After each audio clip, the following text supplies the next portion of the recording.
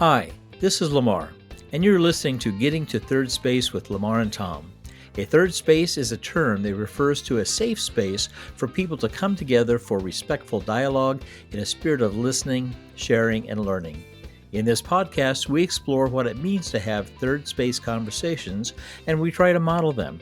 If you like what you hear in this podcast, please be sure to subscribe, share it, and of course, like it. The more people join us, the quicker we get to third space as a society. Now let's get to third space today. Hey, good morning, Lamar. Is it morning still? Yeah, it's still morning. Good morning, Lamar. How you doing? Good morning, Tom. It's still morning in Kansas. That's for sure. It's morning in Kansas.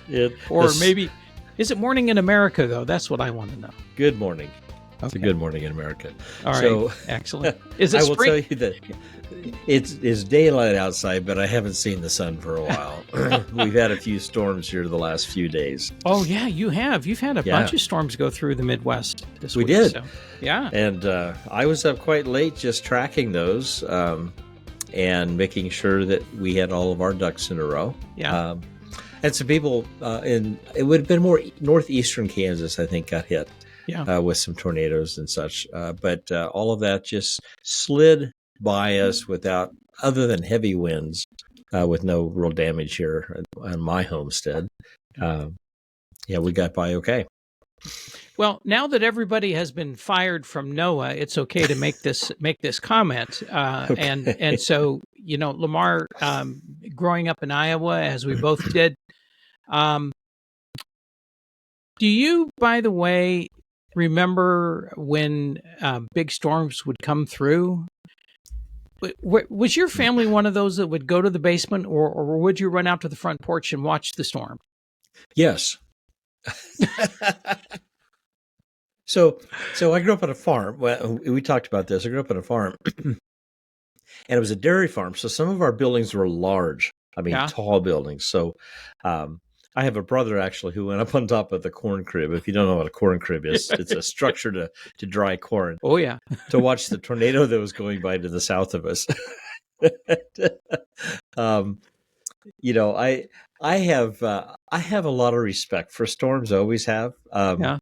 But we all went to the windows. The windows in our farmhouse were as tall as we were. I mean, they were big windows, and unless you had storm windows on, they were really just a thin piece of glass, right? Yeah, that if it broke, it would kill you. Yeah.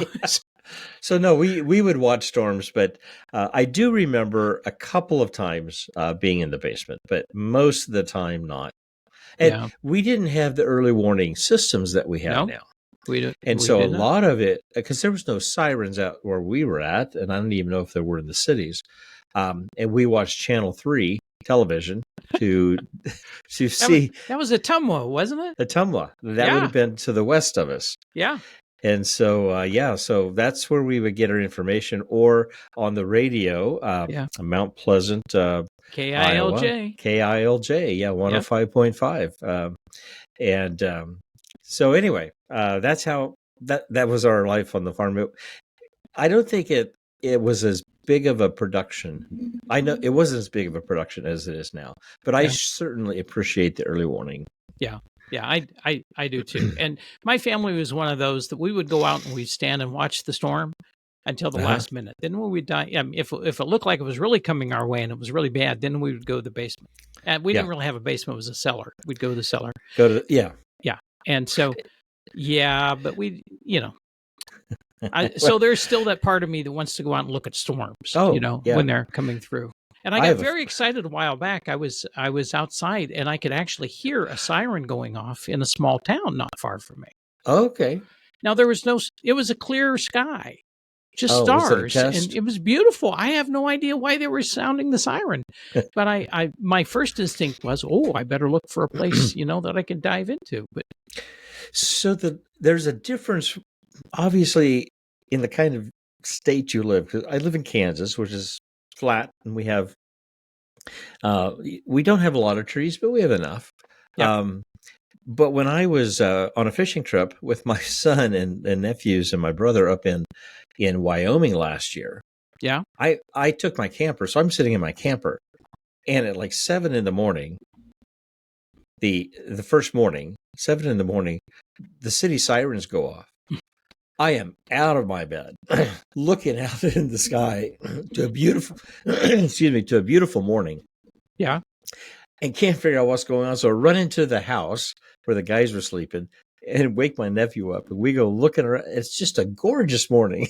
He can't figure out why these sirens are going on until we look into, this is an Airbnb. So we look into the host's book that says, oh, by the way, if you hear the sirens, that's just calling the firemen out to a wilderness fire, that's out there. And so that's what that was. And there were plenty of fires going on in Wyoming at that point. So anyway. Yeah. Wow. The good old days, right? The good old days. Yep. Definitely. But I think my nephew is forever scarred seeing me roll out of bed with my jammies on. I'm hoping I had my Iowa jammies on at that point. Well, maybe you didn't have any jammies on. No, maybe that's what scarred him. That might be. I'll have to ask you. Oh, yeah. My!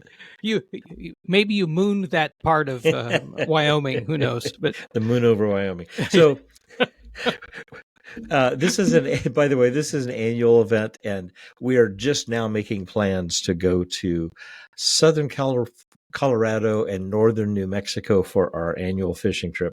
Oh, so we're pretty excited. Nice. Very nice. Going to fish Lake Navajo Lake this next fall. So excellent. There we are. That sounds great. Sounds like a lot of fun. It is. Well, hey, Lamar, what are we doing today anyway?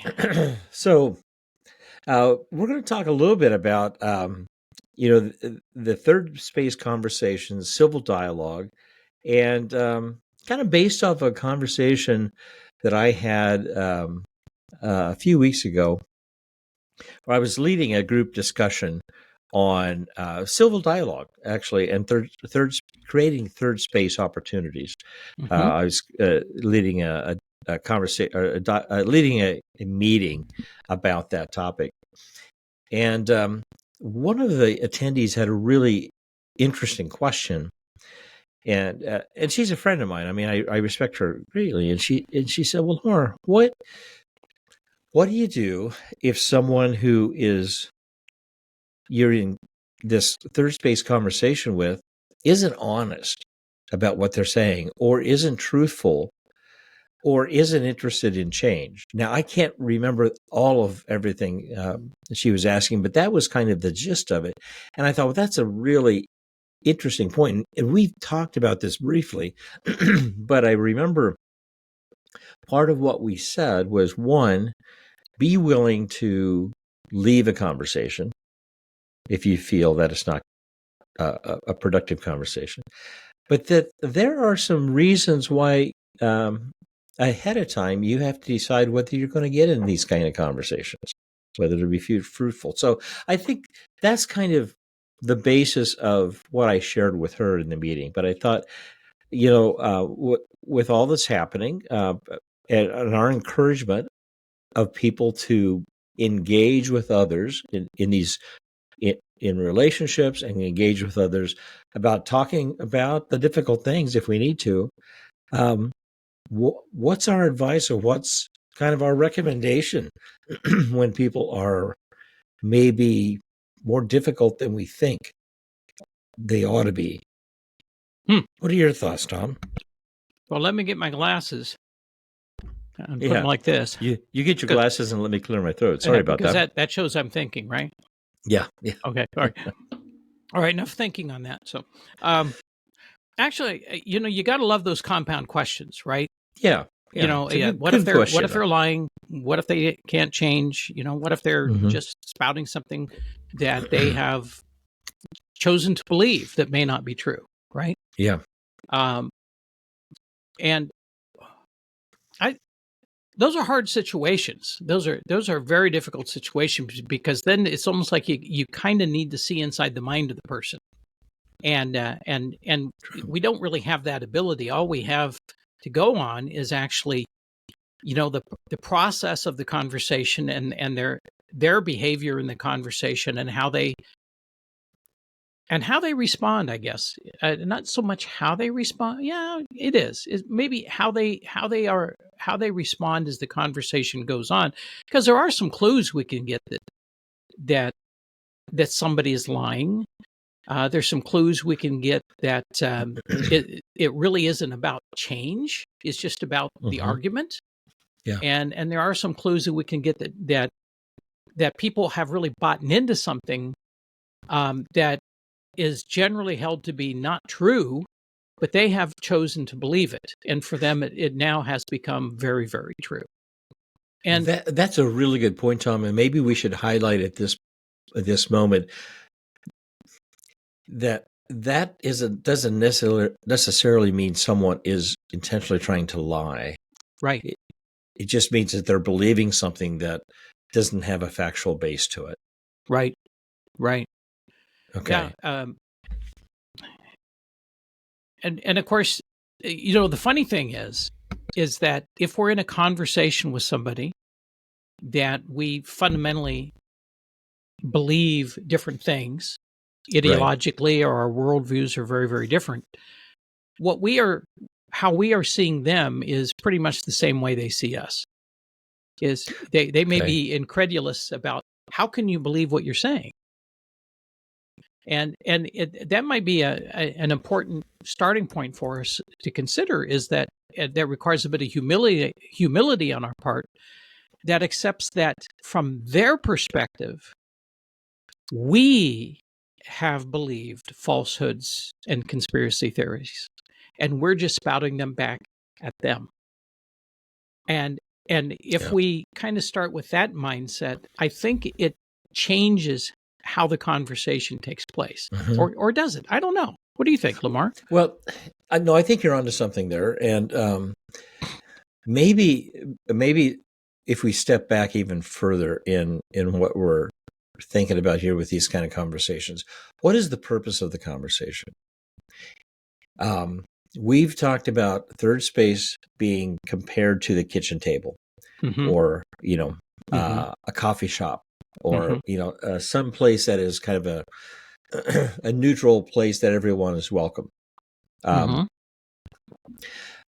If I'm having that conversation because I want to convince you of something versus I want to learn, we may already have kind of set the conversation up to fail.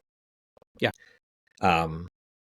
I mentioned to you, I sent you some stuff that we're going to talk about sometime down the road, but by a person by the name of Alan Yarborough. And one of the things he recommends, and when you're having civil discourse or you're having third space kind of conversations, that you take winning off the table. Those are his words. The idea is not to win the conversation, but the idea is to develop a relationship, listen, learn, and articulate. I think that's probably one of the challenges that we might have, because we've talked about polarization, right? We've talked about that several times. And part of what lends itself to polarization is the lack of communication techniques. Is the I'm right, you're wrong. I go back to, again, some of the guests that we've had that have talked about, it's about winning and losing. It's about fighting. If you don't agree with me, I'm going to fight you. Right. So just coming back to some basic principles of why we're going to have the conversation in the first place. Yeah. Yeah. Something you said made me think in this direction. I'm going to see if I can actually recall it. See how my short-term memory is working today. You're fine. But, yeah, I like that idea of taking winning off the table. And I think that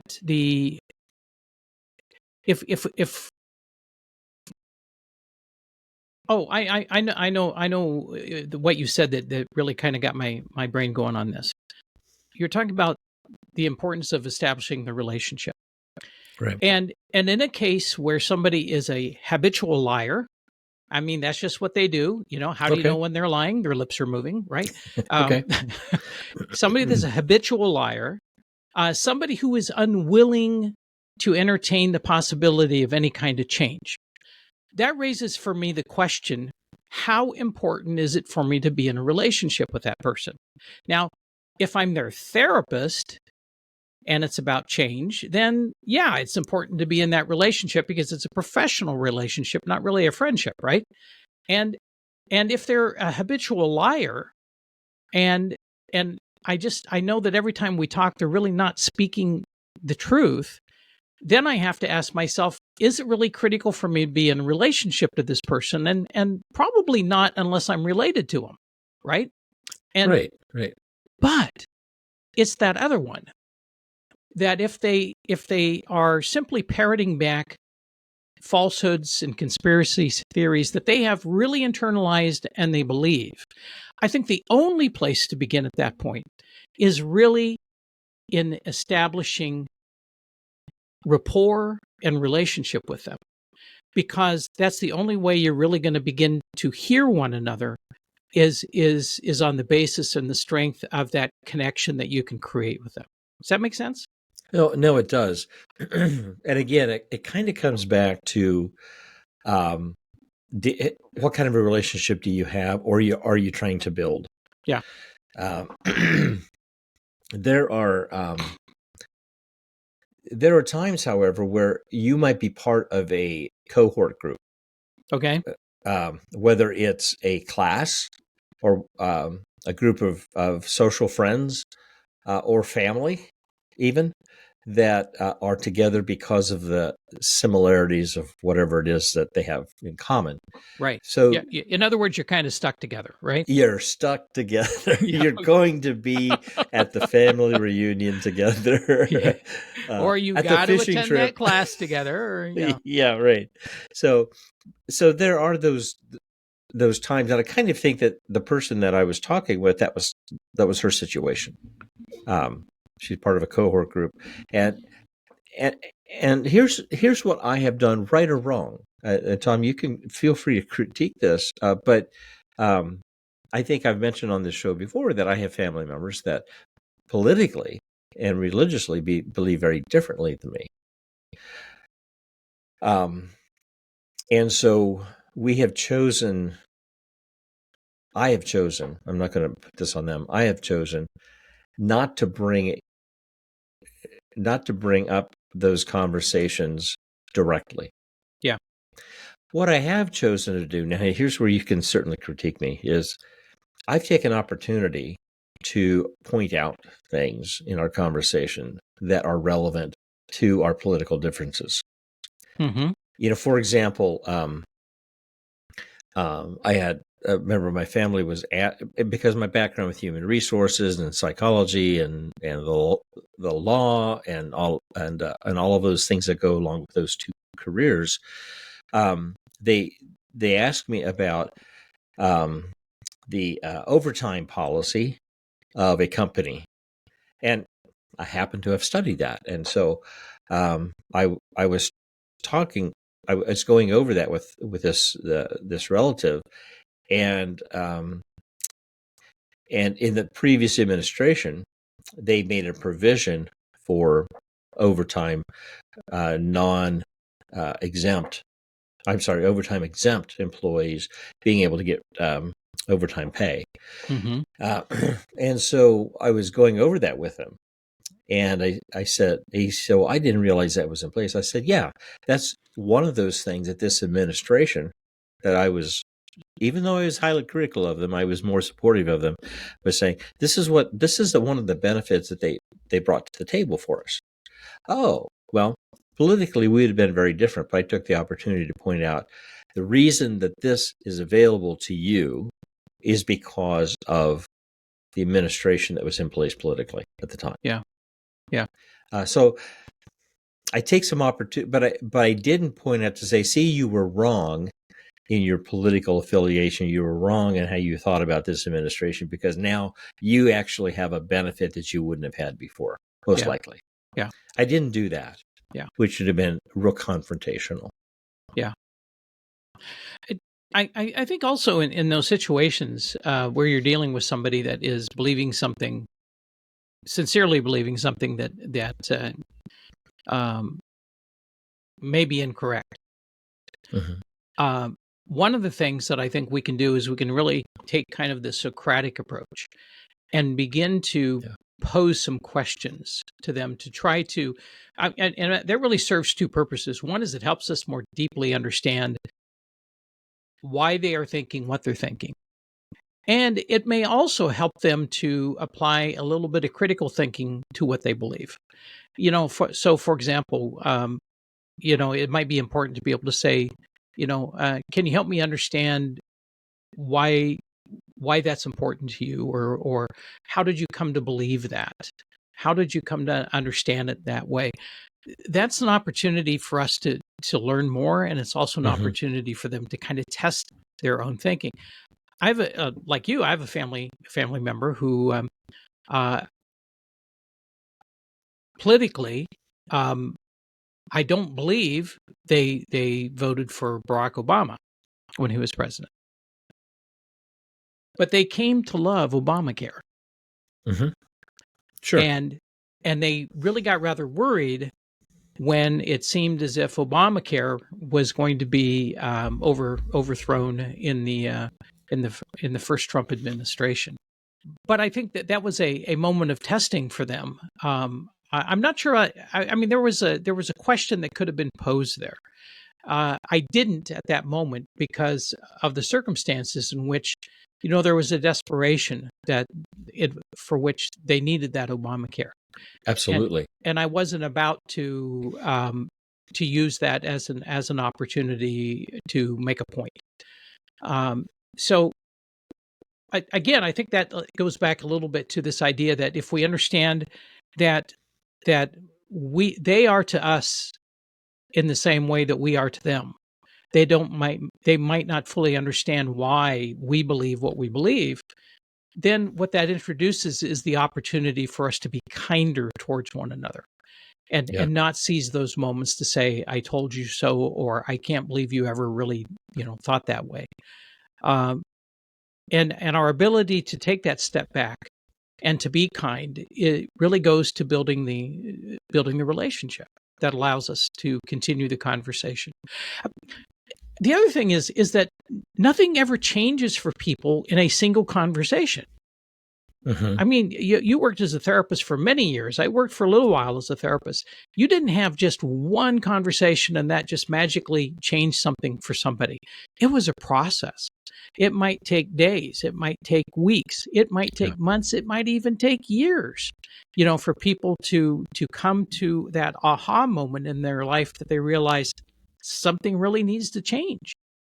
And that's a good point. I hadn't thought about this for quite a while, but many times when I would start my first session with someone, I would talk about how they're going to experience this, or at least how I see a lot of people talking about difficult things. You don't necessarily come out of that conversation or those first few sessions feeling great. Yeah. I mean, you may be angry. You could even be angry at me. But the point is, you're beginning to think through, and I'm beginning to learn about you. When I think about relationships that are not that professional level, I think that's the challenge. We don't necessarily have the training that a therapist might have to try to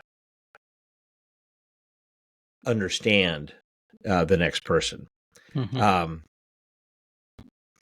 And I think that that in a relationship around a kitchen table, you have to work at trying to hear people. Yeah. Because we're not necessarily wired that way. There are some people who are really good at it, though. Yeah. Some people, they're often described as they're the person that they say they're the ones who speak last because they haven't, like maybe me, have a bit of motor mouth, through the whole conversation. But there is something, though, I think it's important for us to get a perspective of. And you have brought this up a couple of times. And you were really helping me through a situation that was really difficult about a year or so ago that I was going through with a group of people. when the people that I was interacting with And by the way, these are very, I want to say, powerful people within a small pool. Big fish in a small pond. Yeah, that at one point, and this was kind of in an email conversation, which is another level of problems, right? But where they didn't realize that I was still on the thread. They began talking about me. Oh, wait a minute. Were they talking about bombing Yemen? I'm just, No. The Houthis. Was that it? Is that the one? Yeah. Was it Hegseth? I can't remember. No. But no, I know it wasn't. No, but even in that conversation, though, that I was in, that they didn't realize I was still in, they made comments about me, about being on the fringe. Don't worry about this guy. He's just part of a very small fringe group. Yeah. And you said something to me that, I mean, because I was ticked off. And you said, Lamar, what they did was they just othered you. They just dehumanized you. This made you part of a non-relevant voice, a group. Mm-hmm. And I think when we're sitting around the table having these conversations that we have, we need to make sure we don't fall into that trap of saying, "Oh, you're part of them. You're speaking all the words that I've always heard that group talk about." Yeah. Whether it's political, whether it's theological, or whatever it might be. Yeah. Once we think about people in the terms of that they're part of something else, it's easy for us to kind of dehumanize them. Right. We need to step back and say, no, wait a minute. We have a relationship. What does that relationship mean? And how do I show respect and caring and love in this relationship to the levels that it's appropriate? When you and I have conversations and we disagree, that first of all, it extends our conversation, right? But I think what has really been helpful that's kind of kept us going has been the fact that we listen to each other. Mm-hmm. And that we respect what we've had to say, whether we agree or not, or whether we agree with part of it. Yeah. That's what I would recommend for this person that I talked with in that group meeting, saying, maybe don't worry about winning. Maybe don't worry about what you're hearing is coming from that other group that you are familiar with. But what is it about that relationship that keeps you at the table just wanting to learn and talk and share who you are to them as well? Yeah. Yeah. Don't imagine that they're speaking as a member of the Borg. That's a Star Trek reference. Oh, okay. You know how I am with the science techie fiction, movies, right? Yeah. I mean, but the Borg was this. It was a body that was made up of many, many, many individuals, but they spoke with one mind. Okay. And it was an alien group, of course, and it is really easy when we hear the same things coming out of somebody's mouth that we've heard come from a group, or it's the same language or the same tone, it's very easy for us to say, oh my gosh, all they're doing is parroting everything that they've heard about this from others. Again, remembering they may feel the same way about what we're saying too, but it's really not useful for in either position, either us or them, for either one of us to just dismiss what the other is saying as just simply being more of the same rhetoric that they've heard coming from another group. So Tom, what about when someone feels they've been offended in these conversations, which can happen? Yeah. Because we know words are important. Choice of words are really important in difficult conversations, but it doesn't mean we do it very well. Yeah. What's kind of your approach when you might have been offended in conversations about difficult things? What is my approach when I have been offended? Boy, that's a really good question, because I tend, sometimes I can go off the rails. Okay.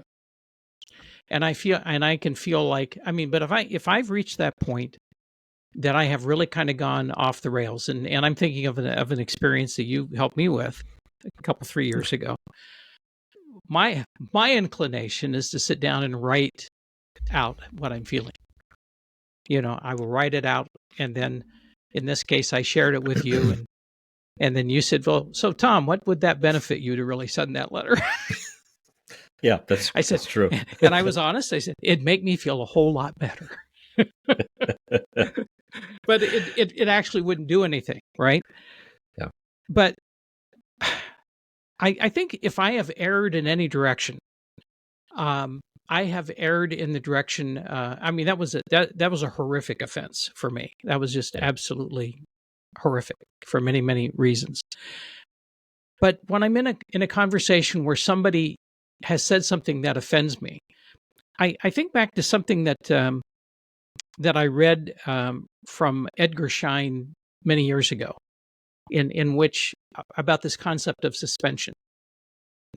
That's a good time for me to kind of suspend and not respond in the moment to what is being said, but rather to hear, to stay engaged and listen to see if it self-corrects. Because sometimes, many, many times actually, somebody will come out of the gate and they'll come out swinging and they'll, like that, and you can feel offended. And if you give them time, they come back around to, I realize I just really blew my top. I shouldn't have said that. And then you say, hey, it's okay. No harm, no foul. Let's just move on.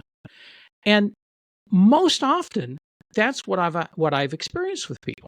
Mm-hmm. Is that they come back around to saying, something has shifted with them as we've continued to have conversation, and they realize that they really misspoke, or they went someplace they shouldn't have, and it self-corrects in a group. So like you mentioned a cohort setting, right? Mm-hmm. The context in which I learned of Schein doing this was more in a cohort setting, like in classes, where he says, practice suspension, step back, listen. You don't have to respond. See if anybody else responds to that. Because if you are feeling that, it's quite possible that many other people are also feeling it and have a way of articulating it in a more positive way. And that's what I found in groups, is that if, somebody says something that I really don't like, or really offends me, if I will step back and wait, many times somebody else will step into that breach and will speak up in a way that is more positive than I might have in that moment. Or the other thing that can happen is that as I step back and I calm down and I kind of recenter myself and reset, then I can say, I'm thinking about something you said a few minutes ago, and I'm just wondering if I could offer this perspective on it. And so now it's a different way. It's not like coming back, boom, and trying to challenge them because I've been hurt. So I think those are the kind of ways that I try. What about you? What do you do? Well, I think for a lot of years, when I would find myself offended, I would react. Okay, truthfully, I would do that with family. Okay. So. Okay. All right. Okay. I would react, and I would have winning on the table. Okay. And that is something that over my lifetime I have recognized has been made very apparent to me in relationships that I value. And I have really tried to work on. Yeah. Okay. I'm not 100% cured of that, but it is something I really am trying to be aware of in my life. On the other side of that, being offended, what do I do when I know I've offended somebody in the conversation? That's another kind of a twist to this.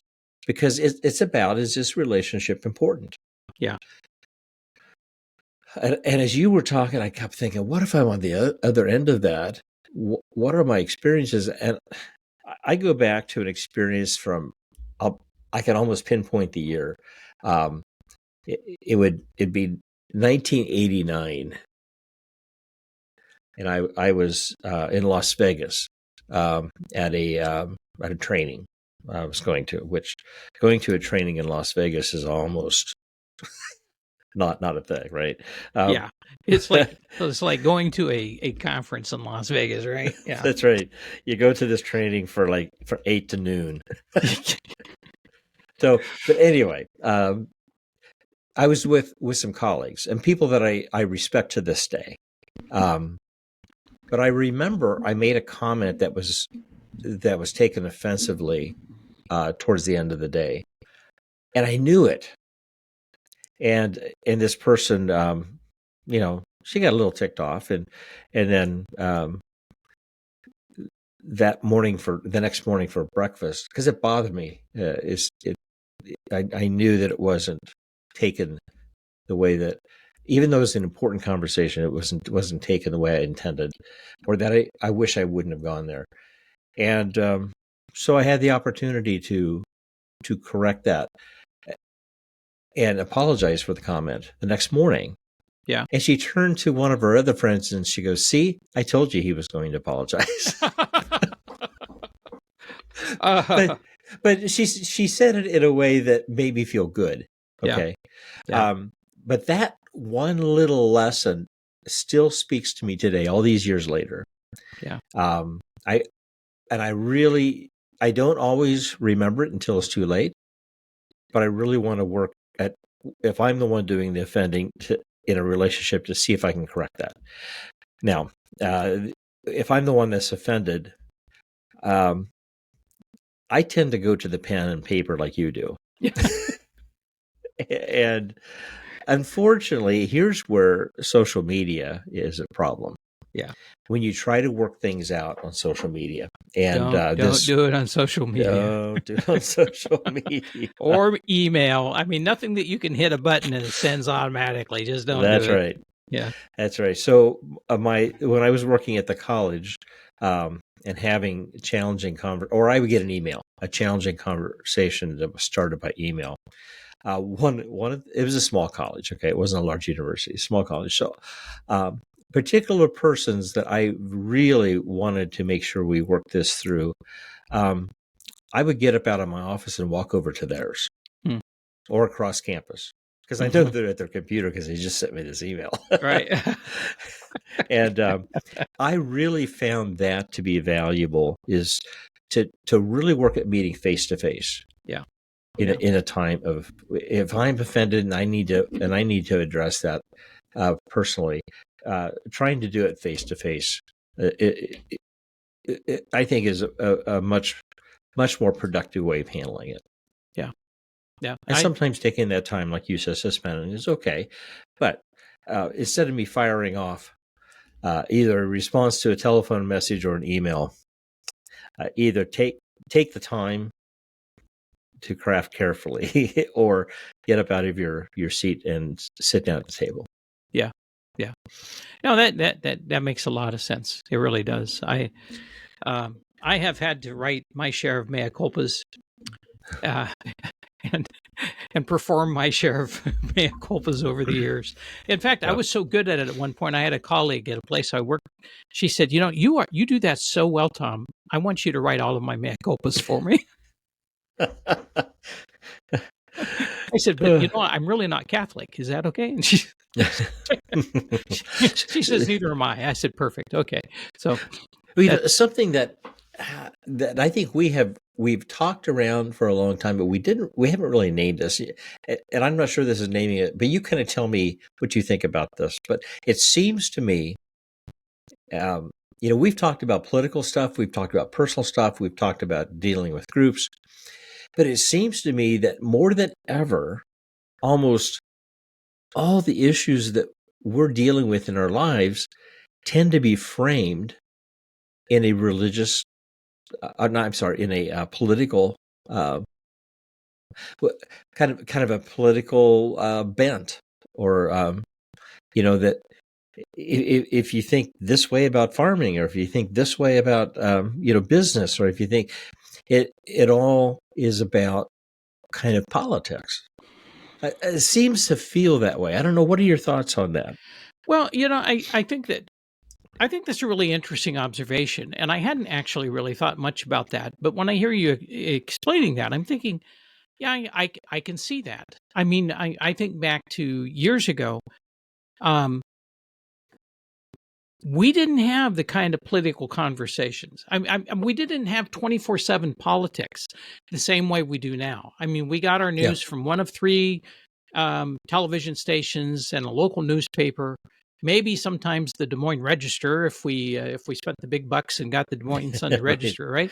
Yeah. But it wasn't so constant in our face. It wasn't happening in the moment.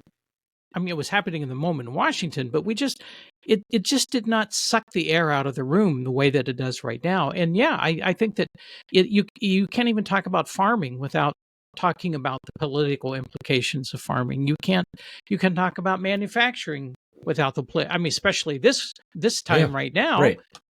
When there's been so much talk about tariffs and such. So yeah, I think there is something to that. Lamar, we're kind of at the point where we kind of need to put a bow on this one. Yeah. So I'm wondering, are there a couple of important takeaways from today that we would want people to really kind of hang on to? Yeah, I think some of the things that we've been talking about lend itself to understand why you're having these conversations. Mm-hmm. And if you don't have a clear understanding of why you're going to have the conversation, don't feel like you need to have it. Yeah. Particularly if it's not about anything that's dire, needs to be dealt with at the time. That's right. So be thinking about that. If you are going to have those conversations, I would really recommend with that person you're going to have the dialogue with, even if it's in a group setting, saying, okay, let's talk about the rules here. Let's talk about what I'm willing to talk about. I'm not willing to go down these roads, but also just kind of not allowing certain things to happen in that conversation. Yeah. And if they are, then step back, and you don't have to finish the conversation. You can withdraw from it. Yeah. Those are a couple of things that I've thought about, particularly with this person and what they had shared with me. Yeah. Respect is huge. And if I'm upset, or if I make someone else upset, valuing the relationship more than being right. Yes. Yeah. I'm glad you brought that back to the relationship, because that's the thing that really stands out to me is that like I said earlier, in a couple of these instances, we have to evaluate, is the relationship that important? If we're dealing with somebody who habitually lies or just doesn't really want to change. But in the case where somebody has adopted some ideas and beliefs that are coming from elsewhere, the relationship is all important in us being able to connect with them and to help them think about what they believe, and in turn being open to the fact that they may help us think more clearly about what we believe as well. Very good. That doesn't hurt. That doesn't hurt. We should probably remind people how to be in touch with us. Yes. So y'all can email me at Tom, thirdspace@gmail.com. Lamar, where can they email you? At very similar, Lamar, thirdspace. And remember, third is 3RD, thirdspace.com.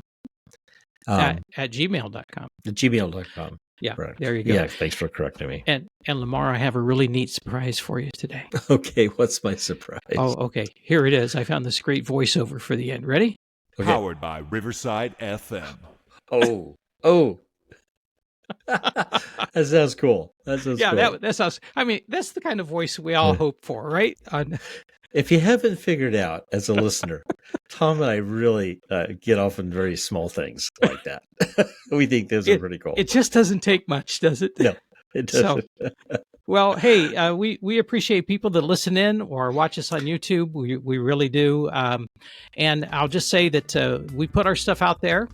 It's all free, and you don't have to pay anything for it. If you want to send us something, that's perfectly fine. But but we are not setting up. We haven't set up subscriptions on Substack.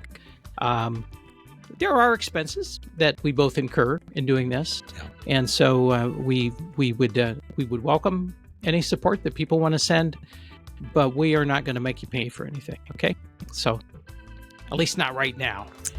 You know, we get off the air and Lamar twists my arm, and then all of a sudden we got it. Yeah, right. It's been good, Tom. This has been a good conversation, and I value the fact that we can maybe respond to some of our listeners' questions as well. I like that too. That is really, really great. So I still haven't heard from anybody though about explaining why the kangaroo was wearing a red jacket in our new April Fool's Day Eve broadcast. But maybe we'll get around to it. Hopefully, we'll hear from somebody because there's got to be an answer to that. There's got to be an answer. All right. Hey, Lamar, have a great day. You as well, man. Take care. Talk to you later. Bye. Bye-bye. Tom here. Thank you for listening to Getting to Third Space with Lamar and Tom. Remember to click on subscribe to get notices about new episodes, and be sure to like and share the podcast as well. Opinions and ideas expressed in this podcast are solely those of Lamar Roth and Tom Klaus, and we'd like to hear your opinions and ideas too. You can leave us a voice message on Spotify, or you can email us at the addresses found in the show notes. Also, in the show notes, you can find links to some of the things we talked about today, so you can check them out yourself. Until next time, keep moving forward toward third space. This show is powered by Too Much Colombian Coffee.